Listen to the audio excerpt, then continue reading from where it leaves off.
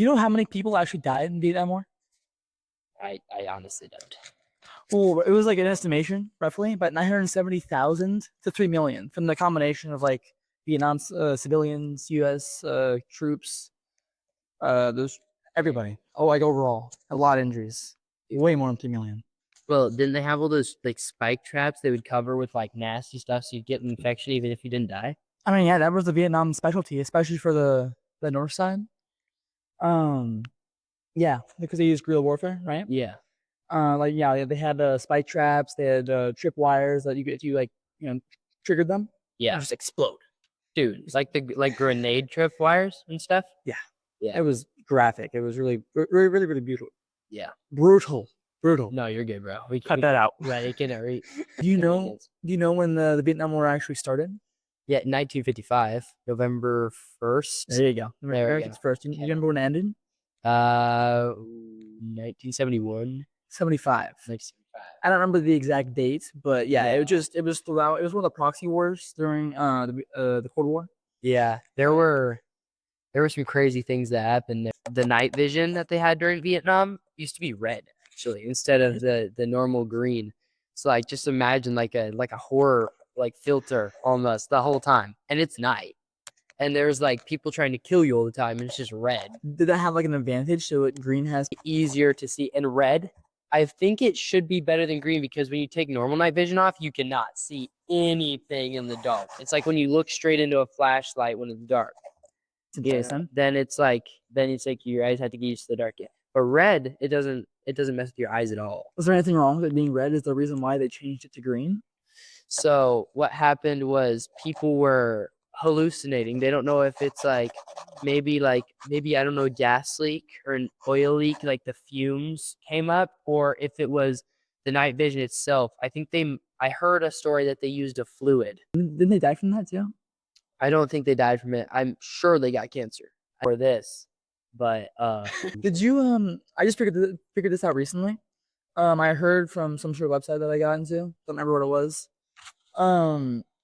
That soldiers, like just normal U.S. civilians, were like drafted, yeah, like into war. Yeah. Well, people who were rich. Yeah. Ended up like paying for their children, their sons, to go work a government job at the U.S. instead of working at one of those proxy wars, for example, the Vietnam War. Yeah, because they thought they were pointless. It's just another country for no reason. But it's just the fact that like if you were rich, you could just get out of anything, just because you're rich. Well, because it's a proxy war. It's not.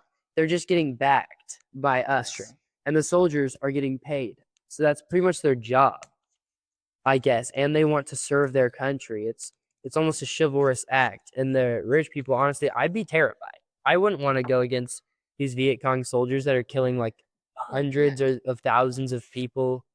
I don't know, a day, a month. And yeah, you're going into their land, like they know forest land where they have a bunch of traps and like tripwires that we already talked about, and spikes and just so many different things that could kill you.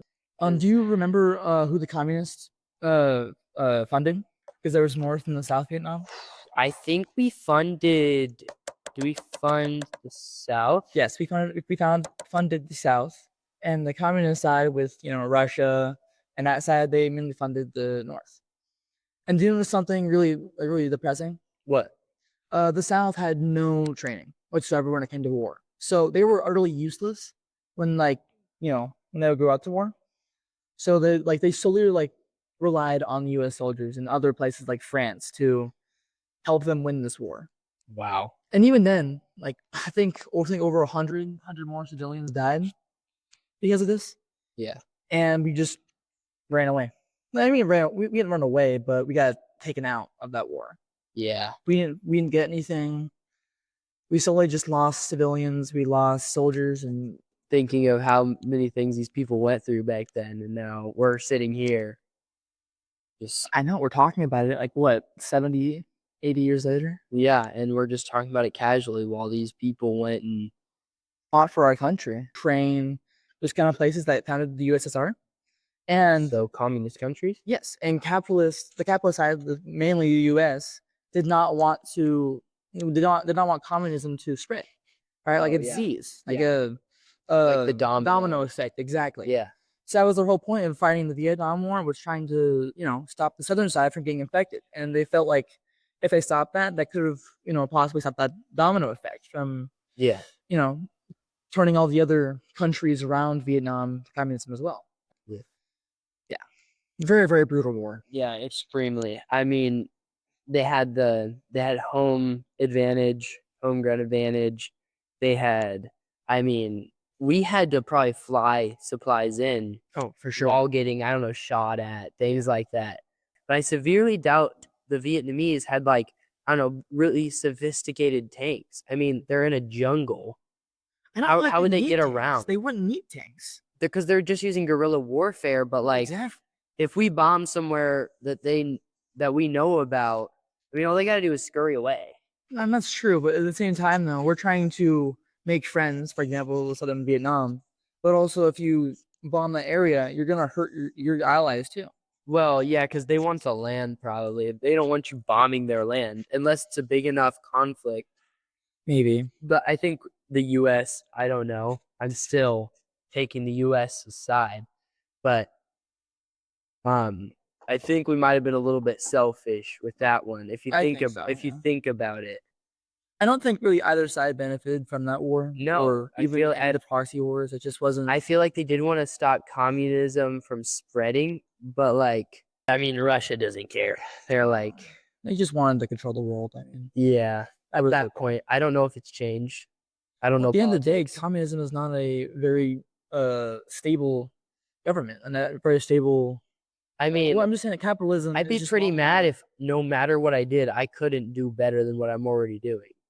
Isn't that what communism is? Yeah, I know. And you couldn't own anything. I mean, I'd be pretty pissed too.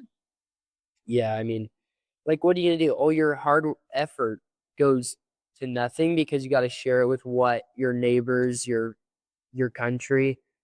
I mean, like, imagine if you were just a normal country. Imagine if it wasn't affected by capitalist or communism, and then all of a sudden a communist leader comes in and takes over your land. Yeah, and now it's owned by everybody, not just you. Keep in mind, this land was you probably owned all of your family heritage, and then it's just taken away from you. You try your absolute hardest, and then it's just taken from you anyway. And I don't benefit from it. I don't think that would serve me at all. That's why Russia and places like Russia and China almost like brainwash their citizens in a way. I could see that, yeah. They were like almost starved, basically. Like they got like the bare minimum of foods, resources, etc. I mean, because communism, their main goal was to fund the government, right? Yeah. So like everything else to the people was very limited. And think of how many people are in China. That's crazy. That's like so many. Well, just overall, I mean, communism spreading to the south side of Vietnam could have possibly meant the domino effect for the rest of the world. So I mean, America could have saved it, honestly. I mean, it could have been beneficial, but amount of deaths just don't justify how incredibly brutal that war was. You don't think the cause justifies the means? In this case, at least. I don't think so. I just think the amount of deaths just was not worth it. I mean, like, for America's sake, it wasn't too brutal because I think we lost about like 60,000 people, which is still a lot of people. Only that's like, people we're talking. I know, but I mean, like, throughout the entire war, about 3 million people died. I mean, 3 million. And most of those was just Vietnam civilians who just got in the crossfire or tried to fight for their cause and died or got injured. To add to that, in Laos, I think it's a third world country. I think it's a third world country around Vietnam, which is pretty small. They're just like these villages of people. The only weapons they have are just these old muskets, and they make their own gunpowder. They do all these things. They hunt for pigs. Yeah. Was Laos a part of the Vietnam? Yeah, it was. They were affected greatly. It's a very small country. They didn't have much influence, so it's pretty much just like a battleground. There's nothing they could do. If you go walking around Laos, within a day, they say you will find a bomb just sitting somewhere. I think overall this Vietnam War was a very brutal war. I mean, there was two sides to it. There could have been some benefit, but I think just the amount of deaths just wasn't worth it. Right? Don't measure up. So then, well, anyway, that's all we have to say, I think. Yeah. Pleasure meeting you, man. Good talk.